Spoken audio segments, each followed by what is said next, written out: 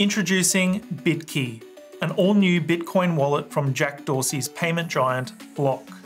Boasting a unique design and integrated fingerprint sensor, this NFC Bitcoin wallet is Block's pioneering foray into Bitcoin-centric hardware solutions.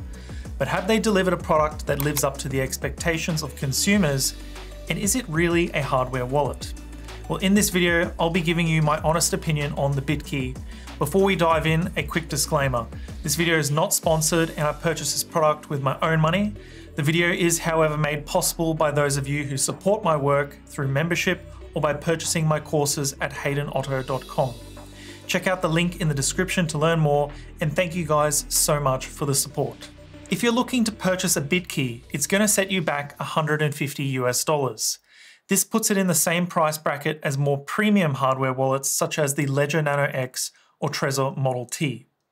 Included in the package is the Bitkey itself, a USB-C to USB-A cable, and some documentation you're probably never going to read. The Bitkey's hexagonal design is unlike any other hardware wallet I've ever tested. Its front face has the appearance of a natural stone with swirls and flecks throughout. I quite like it, although looks can be deceiving as it's only a plastic cover. Embedded in the surface, you'll also find the fingerprint sensor that, when touched, will light up an LED in the center of the device to show it's been activated.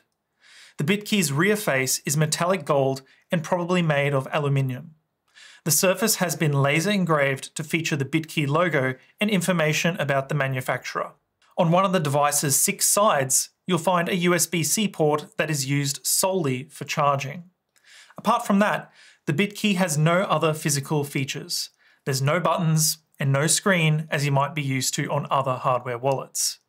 As such, to set up the Bitkey, you'll need to download the accompanying app from your respective app store.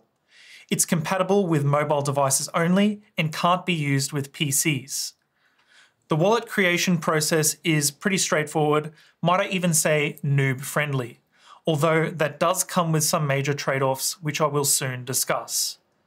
The app will first ask to pair with your Bitkey, which is done by tapping the fingerprint sensor and then holding it to the back of your phone.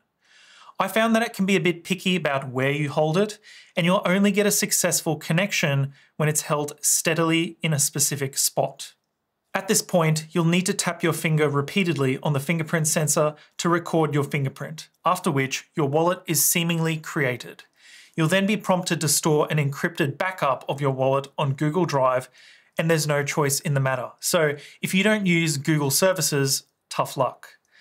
Finally, after collecting your email address and setting notification preferences, you can begin using the Bitkey. The app is very much bare bones, supporting only basic functionality like the ability to purchase, receive, or send Bitcoin. If you're looking for bells and whistles, including support for other cryptocurrencies, you're going to have to look elsewhere. To fund your wallet, purchases of Bitcoin can be made through Coinbase, which is integrated within the Bitkey app.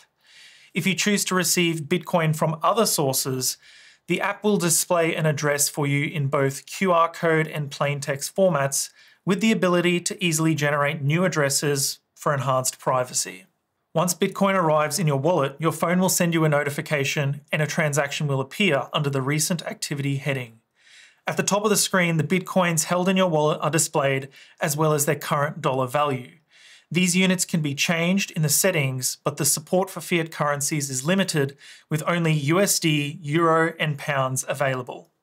When it comes to spending Bitcoin with the Bitkey app, it can be done in 2 different ways.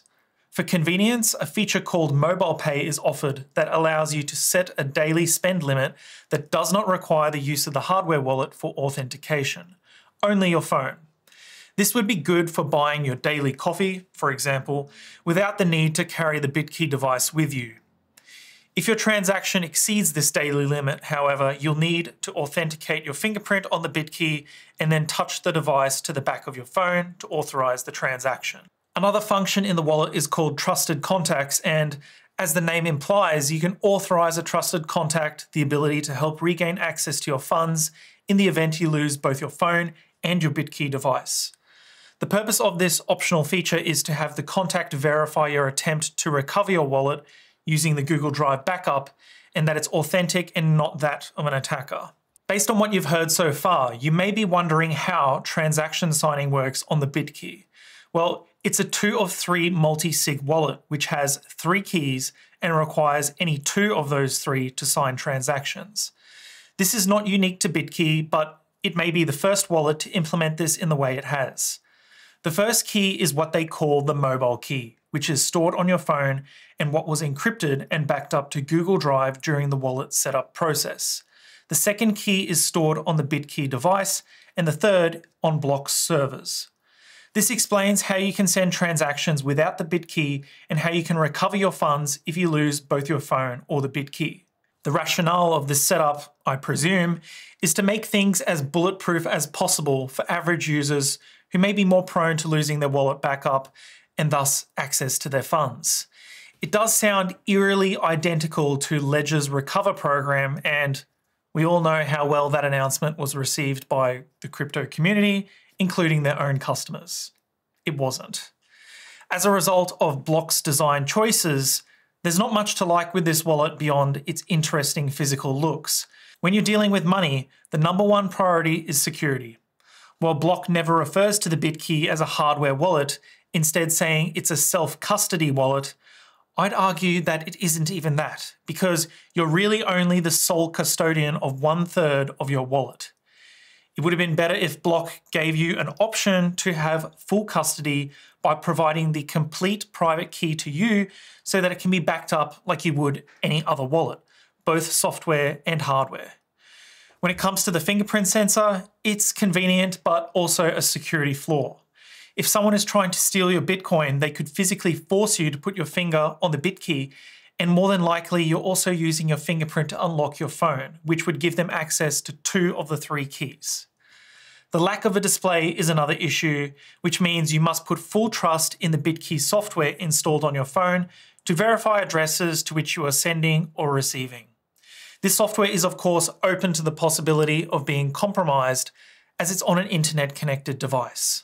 Furthermore, the reliance on Block's server results in 0 privacy for Bitkey users.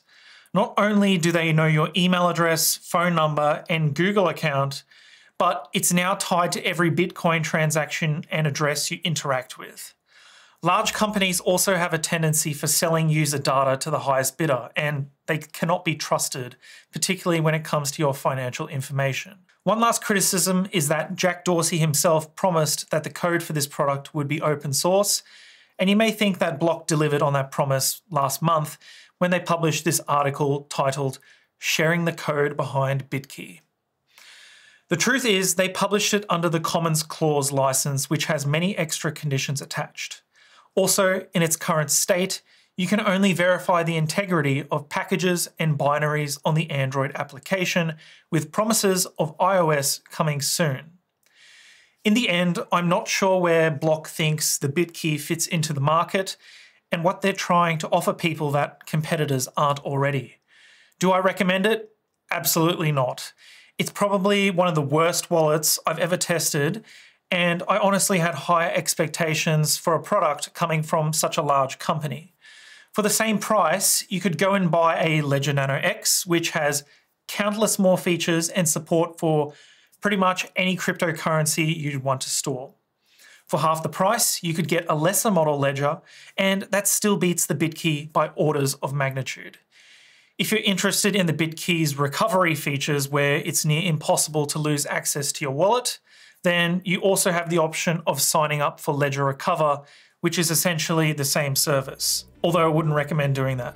If you enjoyed my review of the Bitkey, make sure to give this video a thumbs up and subscribe to the channel for more awesome crypto content.